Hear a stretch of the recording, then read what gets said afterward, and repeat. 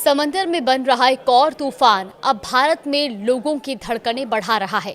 बताया जा रहा है कि इस दौरान 100 किलोमीटर प्रति घंटे की रफ्तार से तूफानी हवाएं भारी तबाही मचा सकती हैं। नमस्कार, आप देख रहे हैं न्यूज़ 18 का डिजिटल प्लेटफॉर्म और मैं हूं आपके साथ जागृति खंतवाल।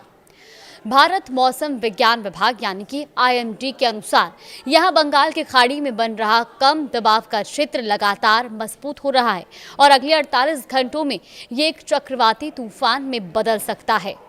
IMD ने इसे लेकर अलर्ट जारी करते हुए बताया कि ये सिस्टम 26 नवंबर के आसपास चक्रवात सेन्यार यानी कि साइक्लोन सेन्यार का रूप ले सकता है और इसके असर से ओडिशा के तटीय इलाकों में 25 से 27 नवंबर के बीच बारिश की संभावना है।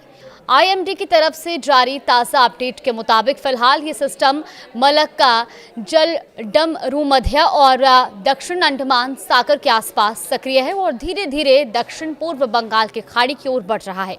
ये सिस्टम अभी मुख्य भूमि से लगभग 1000 किलोमीटर दूर है, इसीलिए इसके सटीक रूट और असर के बारे में साफ जानकारी मिलने में थोड़ा और समय लग सकता है। सेन्यार तूफान से निपटने की अब कैसी तैयारी है, चलिए वो भी आपको बता दें।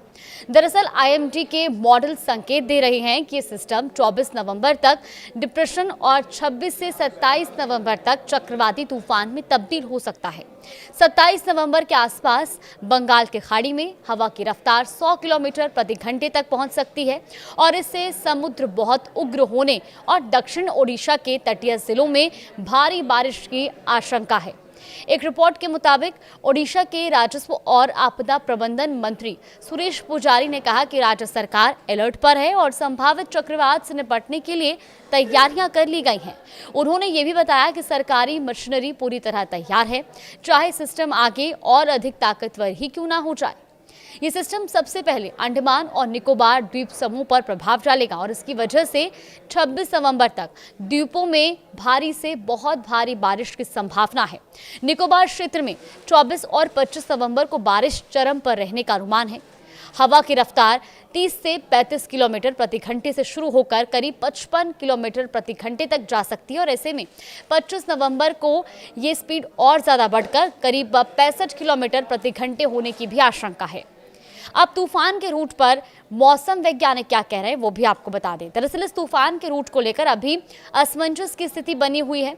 मौसम वैज्ञानिक ये आकलन कर रहे हैं कि 26 नवंबर के बाद ये तूफान तमिलनाडु, आंध्र प्रदेश तट की ओर बढ़ेगा या उत्तर की ओर मुड़कर ओडिशा, बांग्लादेश की दिशा लेगा।